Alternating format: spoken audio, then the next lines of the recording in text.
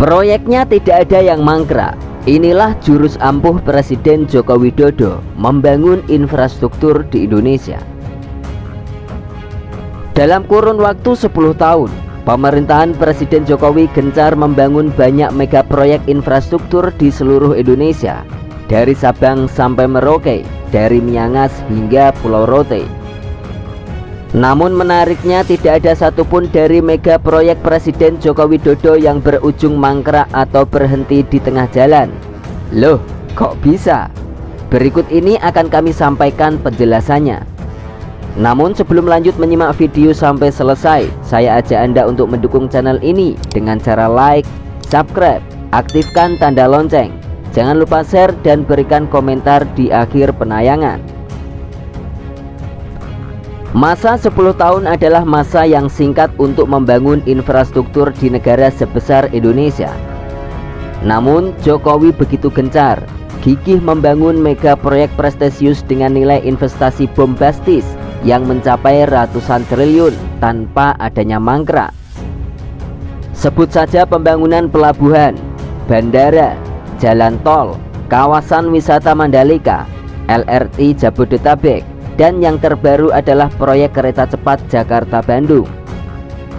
Beberapa mega proyek besar seperti jalan tol Trans Sumatera, LRT Palembang, LRT Jabodebek, kereta cepat Jakarta-Bandung berhasil tuntas dan telah diresmikan.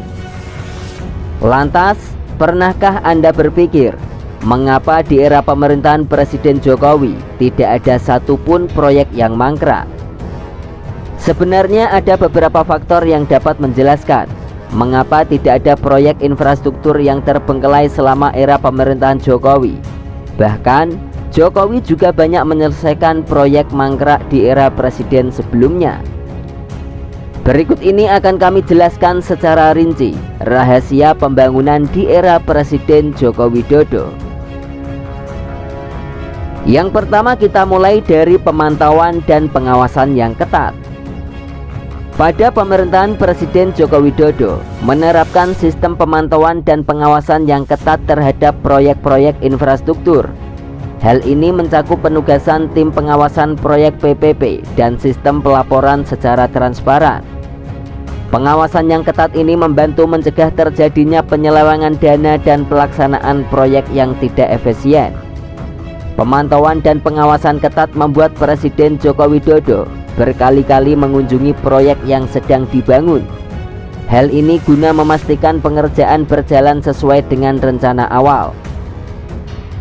Contohnya pada saat di awal pembangunan jalan tol Trans Sumatera di Provinsi Lampung, Presiden Jokowi beberapa kali datang untuk memastikan proyek tersebut berjalan dengan baik dan tidak mangkrak.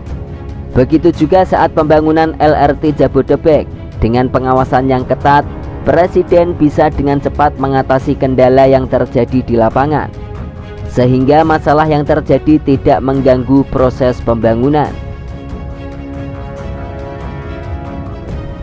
Lalu yang kedua, fokus pada infrastruktur produktif. Di pemerintahan Presiden Jokowi lebih mengutamakan proyek infrastruktur yang memiliki dampak produktif dan strategis bagi masyarakat.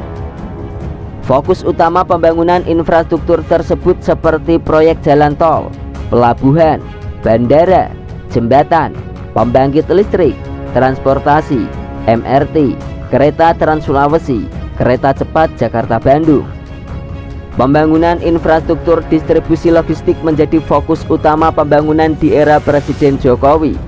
Mengingat biaya logistik di Indonesia masih tinggi bila dibandingkan dengan negara-negara lain di ASEAN. Tidak heran jika pembangunan jalan tol menjadi prioritas utama di awal pemerintahan Presiden Jokowi. Jalan tol di Indonesia hanya memiliki panjang 790 km. Namun dalam waktu kurang dari 10 tahun, jalan tol di Indonesia sudah menjadi 2.760 km. Hal itu berarti ada 1.970 km jalan tol yang berhasil dibangun di era pemerintahan Jokowi. Pembangunan jalan tol Trans Sumatera menjadi sumbangsih besar atas bertambahnya panjangnya jalan tol di Indonesia. Hampir semua provinsi di Sumatera kini telah memiliki jalan tol yang telah beroperasi dan sudah bisa dirasakan manfaatnya bagi masyarakat. Selanjutnya adalah komitmen terhadap penyelesaian. Di pemerintahan Presiden Joko Widodo, pemerintah memiliki komitmen yang sangat kuat terhadap penyelesaian proyek-proyek infrastruktur yang dibangun. Pemerintah berusaha sekuat tenaga untuk mengatasi hambatan administratif, teknis dan finansial yang mungkin muncul selama pelaksanaan pembangunan proyek. Sebagai contoh, pada saat awal pembangunan jalan tol di Sumatera, tidak sedikit masyarakat yang menolak memberikan lahannya untuk proyek tersebut. Tak hanya itu, pandemi COVID-19 yang menghantam Indonesia membuat banyak pengerjaan proyek menjadi molor dan memiliki masalah finansial, termasuk pembangunan LRT Jabodebek dan kereta cepat Jakarta-Bandung. Hal ini tentunya membuat pemerintah harus berpikir keras mencarikan sumber pendanaan yang lebih besar dari rencana awal, agar proyek tersebut bisa tuntas tanpa meninggalkan bangunan mangkrak.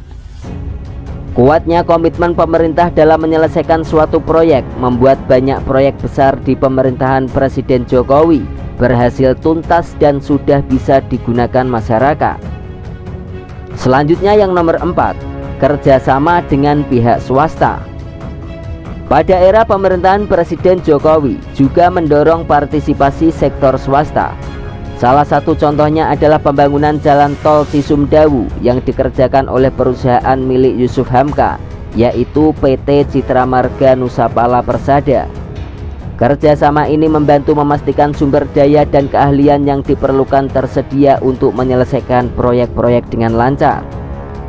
Selanjutnya yang nomor akhir, yaitu komitmen terhadap pembangunan berkelanjutan.